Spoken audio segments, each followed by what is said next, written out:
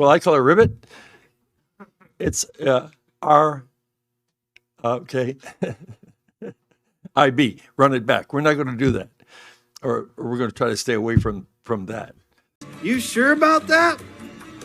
You sure about that? You sure about that? Ladies and gentlemen, welcome back to another episode of Zach Loses His Mind talking about the Miami Heat. In today's episode, we see that the Miami Heat have learned absolutely nothing from their postseason ass blasting at the hands of the number one seed. The guy with the silver hair says that we're not going to run it back, and they're aiming to shoot for the stars. After predictably failing to land Kevin Durant because they only wanted to offer Haywood Highsmith and a bag of baked lays, they chose to do nothing. Again. Yeah, you would think after how they got absolutely wrecked by the Cavs in the first round of the playoffs, even the Heat would try to do something to change this roster up. But no, again, we are sitting here with the exact same roster that got embarrassed against the Cavs in the playoffs, and they're looking to do nothing to change it. It's just like last year when they got beat by Boston in the first round, and they came out saying like, oh, we like this team. We need to see a fully healthy team to really gauge how we're going to do. And just like last year, they actually had an excuse this year as to why they did nothing. After a wave of backlash from both fans and journalists, Florida sports writer Barry Jackson came out with an article discussing the Heat's future plans and why they decided to be very inactive during this free agency period. He stated that the Heat believes it cannot accurately judge last season's post-Butler roster because of the chaos that Butler created, a change in roles for different players, Andrew Wiggins' ankle injury, and other factors. What? What are you talking about? Really, guys? We're going to blame the Jimmy situation for how the team finished the season? Like, don't get me wrong. I know that the Jimmy situation caused a lot of drama, and surely that created a lot of unrest and problems within the organization that affected the play on the court while Jimmy was still on the team, and even after he was traded, because then you just lose a big piece of your offense and a big, chemistry and locker room guy. I completely understand that the team was going to be affected both during when he was there and after he was traded. But to say that that was one of the major reasons that the team still got smoked in the first round is completely ridiculous. You're telling me that Jimmy Butler is the reason that this team set back-to-back franchise records for worst playoff losses, including a 55-point loss in Game 4? And this other stuff really doesn't make much sense either. Like, if Andrew Wiggins was in his full physical peak, the Heat would still have gotten swept. And I understand that, like I said, with Jimmy being gone, that led to increased roles for younger guys. But still, that would not have changed the end result. We still would have got swept because there was no consistency in this roster before Jimmy left and after he was gone. It all just feels like lip service just to keep the fans from going insane. Similar to when you see the Miami Heat pop up in trade talks for every single star player, yet they never seem to land one. And one of the main reasons that they never land one of these big stars that they're always in talks with is because the Heat have horrible asset management. Like, take the Kevin Durant trade, for instance. When the Heat were in discussions with the Phoenix Suns for trading for Kevin Durant, of course the Suns were going to want probably some good young pieces and some future first-round picks to get Kevin Durant and kind of recuperate from what they had to give up to get him. So they were probably going to want some guys like Nikola Jovic or Jaime Jaquez, maybe the Heat's first-round pick this year and next year. Like I said, things that are going to help them build a solid future and recuperate from what they lost trying to get Kevin Durant. And you would think with how Miami finished the playoffs and how they always seem to want to be in this win-now mode, we're not trying to tank, we're always trying to win championships and compete in the East, they would be all in and at least try to go get Kevin Durant. But no, they made all these guys untouchable. Like, what did you want to give up for Kevin Durant then? Just Duncan Robinson and a high five? Like, I just don't get it. Now, if I'm being honest, I wasn't exactly thrilled to see that Kevin Durant was in these Heat trade rumors.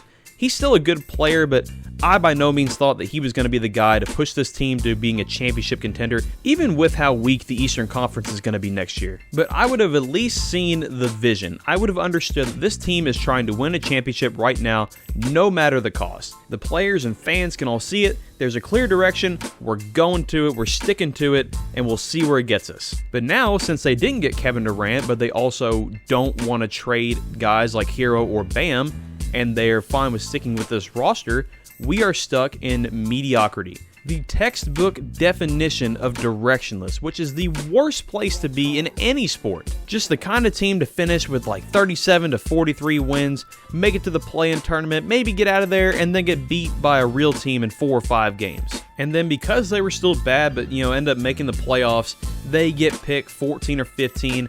They'll turn to a guy that is good for maybe a year or two, but will get overvalued to hell by the fans in the front office and will end up not being dealt in exchange for what could have been like a superstar player. It just all goes back to how the team is terrible at asset management in recent years. Like I said, we keep making these guys who really weren't huge contributors very untouchable in deals that could land us players to help us right now. Or they'll just hold on to guys for too long and either let them just leave or get nothing out of them in a trade. We saw that with Duncan Robinson getting dealt to Detroit in a sign and trade. So you see that Duncan Robinson is on an expiring contract and he's probably going to leave, and you have options to maybe trade for a star. You could include him with some of your younger guys in a trade to get something to help you right now, and instead you let him go to Detroit in a sign and trade, and all you get back is Simone Fontecchio? I'm not out here saying that Duncan Robinson should have brought you like a first-round pick or something in a trade, but I think he could have been used in some other trade, like with somebody else, to get something better than this, man. Like, come on.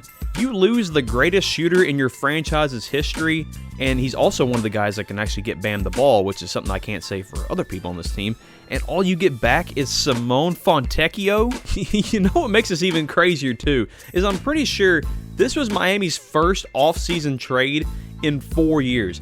It was the first trade that we've made in the offseason since the Kyle Lowry sign and trade. And that really just shows you where this front office is in terms of what they view free agency as now. All too often we hear about, oh, the Heat have all this cap space in 2026. Think about what the Heat can do in 2026, and these guys are free agents and they can sign these big contracts, all this cap space they got, yada, yada, yada. I'm thinking that's not how free agency works anymore. It seems like Pat and the rest of this group are just stuck in 2010. They just think that Braun and Bosch are going to come save this team. They can just sign them for nothing. I hate to break it to you, but free agency as we know it, or as we knew it, is dead. Teams aren't going to let their good players that have all-star caliber talent just walk away for nothing anymore. They're going to either extend them or trade them away and get some value back for them. It's easy to see now how Miami has done nothing in free agency over the years because they have refused to adapt to it. Pat Riley really can't make trades unless the star player directly asks to go to Miami, and sometimes even that isn't enough. Unfortunately, this team and their front office is nothing but lip service, and they just are trying to appease the fans and make them think that something's really going to go on, something's going to change, but then reality sets in. So what you're left with now is a team that is kicking and screaming for a rebuild. But we know that's not going to happen until the guy at the top is gone, and I really don't think it would happen unless Spo is gone too. They mentioned before that this season they're looking to get to more of a youth movement, but I really find that hard to believe. The dude seems to have a pretty short leash when it comes to young guys, which is why it took so long for Khalil Ware to really find a consistent spot in the rotation last year, and why Terry Rozier was given plenty of significant minutes last year, despite looking like he was out there point shaving. In my opinion, this team just needs to blow it up, man, and that does mean trading Bam and Tyler. As much as it would suck for me not to see Bam play in a Heat jersey anymore, considering that he is my favorite player,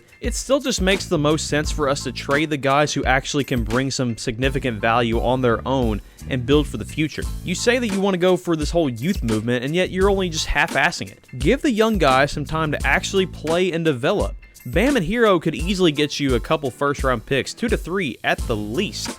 And as much as I love Bam and would love to see him spend the rest of his days in Miami, I don't want to see him waste the rest of his prime on a team that is content with finishing in the play-in, man. Like, I want to see this guy win a ring, and I don't think with the way this front office is going that he's still going to be able to play his peak basketball by the time they get their shit together. Now, I've seen some people try to say, like, oh, think about Dwayne Wade after the Heat won the title.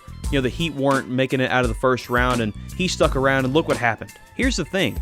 The front office back then made more moves than they do right now, and Dwayne Wade had also just won a championship as the #1 option, so it made sense why the team was trying to build around him and why he was still willing to stick around. I will say on the record though, because this is a bit of a hot topic discussion on Twitter right now, I would most certainly rather trade Tyler Hero than Bam Adebayo. I would still much rather build around Bam than Tyler. At least Bam's got them star connections for what it's worth.